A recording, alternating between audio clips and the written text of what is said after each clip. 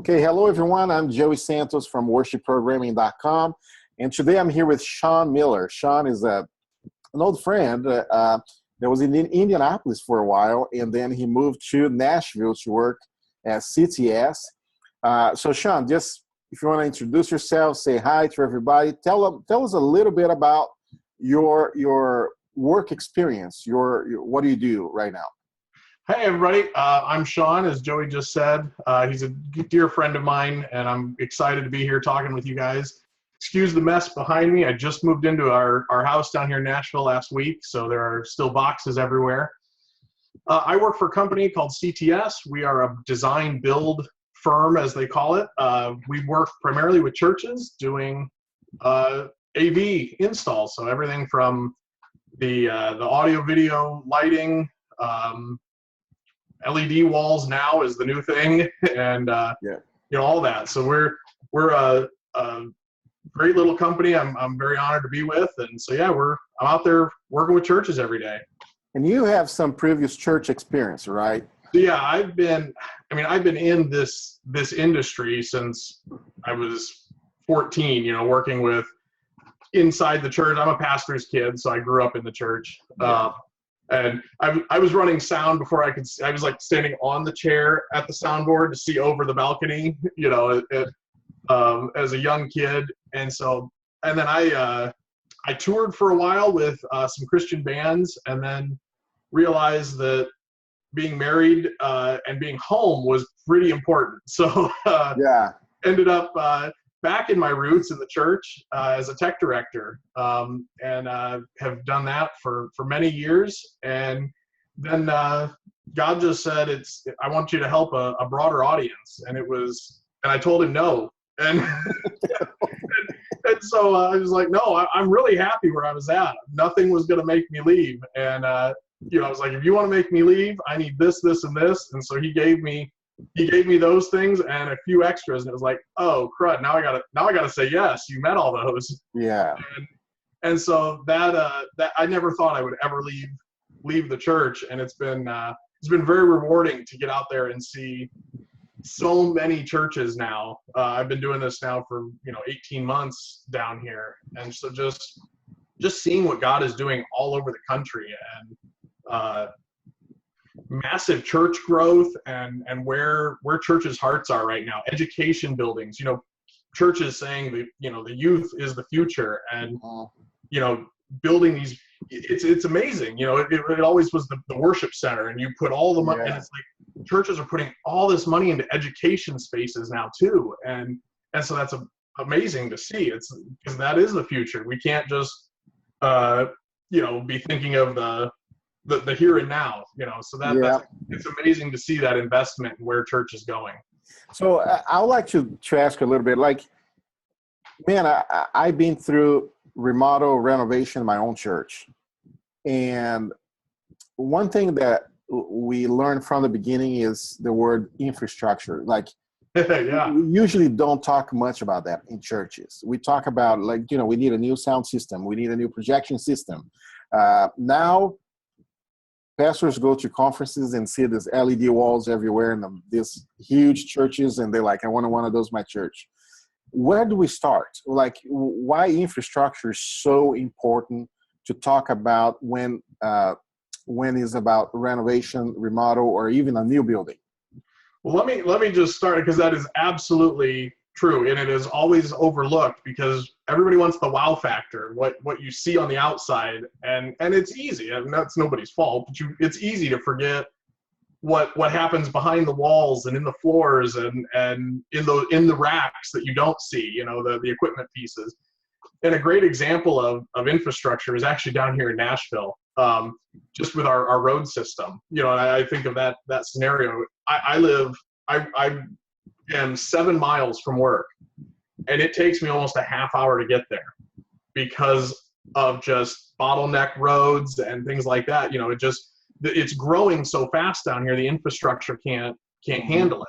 And I love it. I won't move, but it kind of parallels to the church world right now.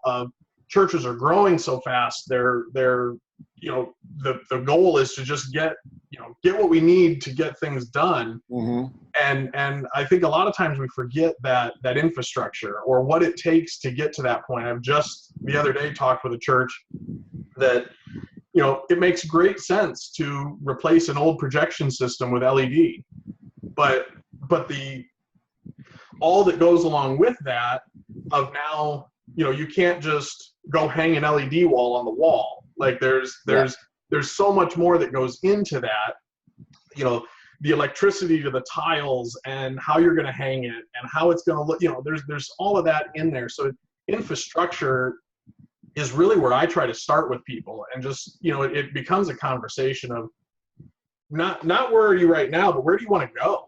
Yeah, exactly. You know, for example, like an equipment rack. Let's say you need 18 spaces in this rack, you know, for equipment, but that's going to be what you need day one. And then you're going to add this piece here because you grew a little, and this piece, you know, and so we can't build and plan for today. And now you don't want to be crazy because technology changes. So we're not going to say what we're going to build for in 10 years. Yeah. Because you will have changed it out probably by then. You know, the equipment's not going to last that long. But what are you going to be doing in a year, 2 years? I tend to suggest let's think 3 years out. And just where do you expect the church to be? What do you want to be doing? You know, and really, I like to have a first meeting with people, just be a dream session. Mm-hmm. You know, let's not wait. You know, it's not a waste of time to sit here and say, what do you want to do? Where do you want to be? What do you want to see? Why, you know, and I always tell them wire is cheap. I'll pull, you know, we can pull wire all day long. Yeah. Wire, you know, that's the cheap part. So let's figure out what you want to do and where you want to do it and work back from there. See, in my own experience, I think the interesting thing about what you're saying is that conversation leads to planning. Yeah. And that planning leads to, let's figure out how much it's going to cost. And that's when you're really going to make those decisions. That's when you're going to figure it out. Okay, we dream, we put on paper, and now we realize we may not have the money to do all this. See, yeah. To me, it was like they said, we cannot have all the lighting and the video capability that you want, but what we can do right now is have all the infrastructure done, the installation done. And one thing I always try to remind churches is you always have the option to rent equipment for special services. Yes. That now you can rent them because you have the infrastructure ready to plug them in and just run with it. Right. So it's not really you're not losing time with it. And that's why it's important. That's why that conversation of let's dream together is so important. Yes. That's why it's so part of that. And it is, sometimes it's hard to get people to understand it. I get that that time spent there, like you just said, isn't wasted time. And if you have to go back and retrofit something, is the cost is so much more than if than if you or whoever is right there right then doing it.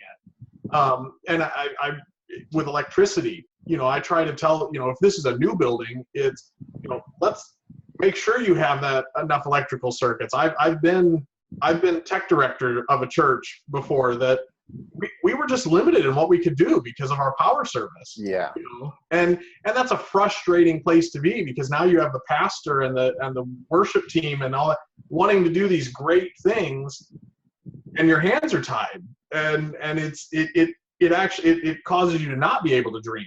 Now let me see. How would you help a church in this scenario, for example? Because I think the one of the concerns the church have is, okay, technology changes too fast all the time.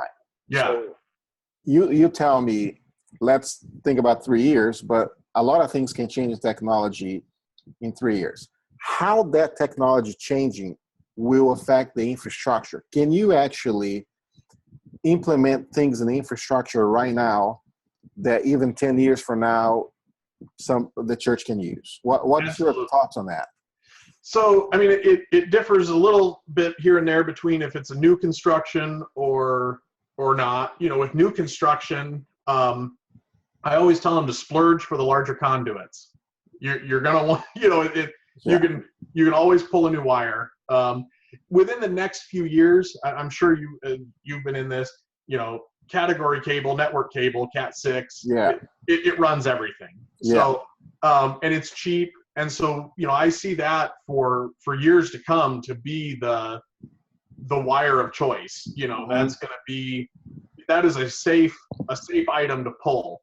And we can run all sorts of things over it. I mean, your audio is running over it, video is running over it, so you've got that kind of stuff. So we can say with pretty decent certainty, if we're pulling one wire, let's pull two. Your cost isn't that painful. But it's just those things of saying we know the stage, things are going to happen on the stage. Let's make sure we have plenty of pockets and this and that, because as equipment does change, we can adapt to it because we've built in those areas. We haven't put everything literally in concrete. I'm trying to just think through, a lot of it is conduit stuff. If you can, leave room to pull things through, leave room to, I did that at the church there in Indy all the time. We had a whole, I bet we had 11 pipes, that went from front of house to the stage. And I can't tell you how many times it was like, oh, we need another Cat 6 line. Yeah. And we just pulled it. And you pull it in an afternoon, and we got what we needed. And so it's that kind of just having that freedom and that availability where you're not stressing about how you're going to pull that off. And so with a retrofitted building, it gets more interesting because of that. And with each one of those, it's just, let's dream and figure out, I was just at a church this last week here in town that we just had to make it look pretty and use, Panduit and keep it low, and because, it's cinder block walls, and you're not gonna get a wire through that. And let me how we translate this. I know some people watching, they're like, okay, you guys are talking about really big church stuff. Yeah. Let's bring this down to the small church, like the 100, 200, 300 people church. Yeah. That's trying to install their projector and get a sound system in. And talk to me a little bit about what's your suggestion, what's your process to initiate the conversation. A church that has a very, very limited budget, but still can profit from having the right people advising them on that process. Yeah, it like I just said, the church size doesn't take away the dream. I still encourage them to dream.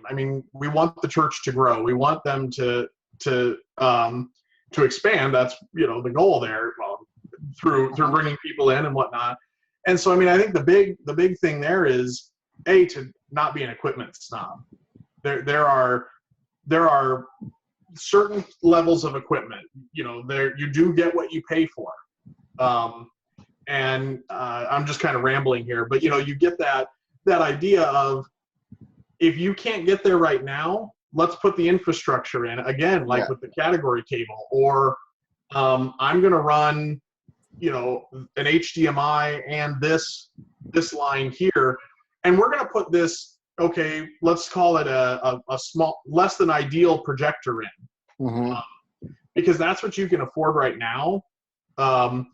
But we've put in place, that there is, this power is easily switched out. This is easily, we have the cabling here. So in a year or two, or if somebody donates a piece of money to you, or you save up, that is an easy switch out. We didn't blow your whole budget on this or that, But it's honestly, it's the side of it I love is the creativity. How do we, I always think of, the movie Apollo 13, where the guys on the ground, dump out a box of stuff, and they're like, we have to build this out of these things. Yeah. It's that creativity of just, how are we going to make this happen and make it as great and as the best use of your money and your resources? Yeah. Because if I come to you, let's say you have $10,000 to spend. And we don't sit here and have a conversation first and just figure out what you want, what you need, and I come back to you with $100,000 solution. You're just going to get depressed, laugh, and walk away. And the church hasn't been helped. You're not helped. No good was done there. I wasted my time. I've wasted your time. And so again, that conversation and just seeing what's important to you. What is a could we get a better projector and a slightly smaller screen? Or these types of things. Where can we be creative? And that's the fun of it, and the part that helps everybody win. It's interesting. The thing I talked to churches before. They called me and said, "Listen, can you help us to get a better cameras because our cameras just don't look good?" Yeah.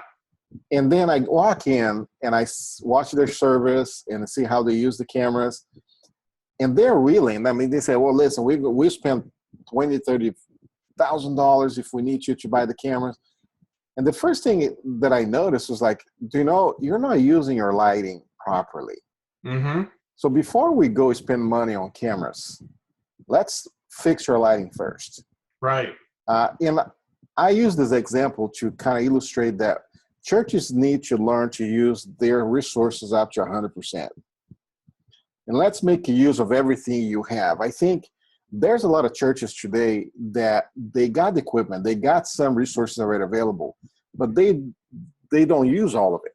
Right. And they see the technology changing and they feel like, okay, it's time to change. It's time to buy a new one. And sometimes we just need to hold back a little bit. Let's analyze, first of all, what you have and if you're using 100% of that resource. Yeah.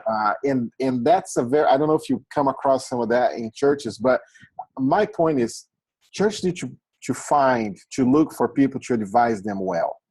Yes. You don't have anybody in house, find somebody to help you to identify the use of technology. And on top of that, another thing I see in church is that some people advise without knowing how that service happens. So I've been in church before that these guys are trying to sell this very elaborate video system to the pastor, but they're telling him you cannot walk from the pulpit. You have to stay there the whole time. And that was not who the pastor was. That was not him. He likes to walk around. Yeah. So another thing is the technology is good enough right now that can fit who you are as a church. Yep. But that comes with the right advice, finding the right people that can just give you the right information so you can make the right decisions. Yeah, and that's exactly true. And I think our theme right now, we're talking infrastructure, but the theme really has been conversations. Yeah. And it's been learning and listening. And, I think that's something that when I work with churches and this and that of coming in without an agenda, I'm not tied to, well, no matter what your needs are, you need this. It really comes from a heart of what do you, and that's my heart in general is just what can I help you with? What, and like I laughed when you said they give advice without knowing who the church is. Yeah. We at one of my past churches that I was TD at, we had a company come in and consult with that as we were getting ready to go out and open more plant churches. And they came in and the pastor said, well, can we, I'd like to keep it at this budget. And he said, absolutely, that is what we will do. And he hadn't done his homework to see what we did on a weekend. And so, we spent the time with them, we did all that. They come back and they were 1.5 times more than what he said. And then the pastor laughed because he knew what was happening. You didn't understand who your client was. Yeah. And we it was high production, it needed all this stuff, and we weren't scared by that price, but it just you came in and you just so desperately wanted to please, you were like, absolutely, we'll do that. Exactly. You wouldn't give us the that stuff. And they people, what I see you said earlier as well, all too often they'll spend all their money over here and then put in the bottom dollar Radio Shack, this or that on the other end, and then wonder why it looks so bad.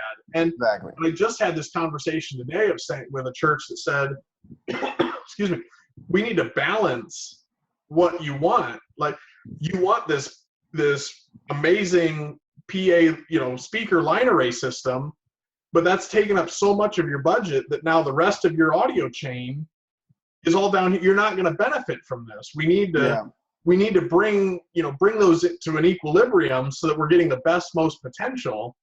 Otherwise, you're going to have a PA system that you're using, 60% of. Yep. And not get the quality out of. So that's it. I mean, it conversations. People need to learn to have those conversations. Church need to be aware that everything starts on that conversation, including everybody that needs to be involved, learning from all sides, and looking ahead, looking what's coming ahead for the church, where they want to go. And I love the fact that you mentioned that churches are thinking beyond worship centers. They're taking things beyond the worship centers. I think that's fantastic. Sean, listen, I thank you so much for stopping. Oh man, I appreciate it. Chat with us today. I look forward to hear a lot more from you. Sean is going to be back here. We're going to talk a lot more about everything related to multimedia and church and all the good stuff we all love. Right below this video, you're going to see Sean's information. If you want to reach out to him, he has a fantastic blog. Read all kinds of stuff there. He's going to be posting blogs here also. But Sean, I really appreciate you guys. I appreciate you coming here, talking to us, and look forward to hear a lot more from you. You too, Joey. I really appreciate what you're doing. God bless you. Everybody, continue to check out worshipprogramming.com, and you'll be back soon. See you all later.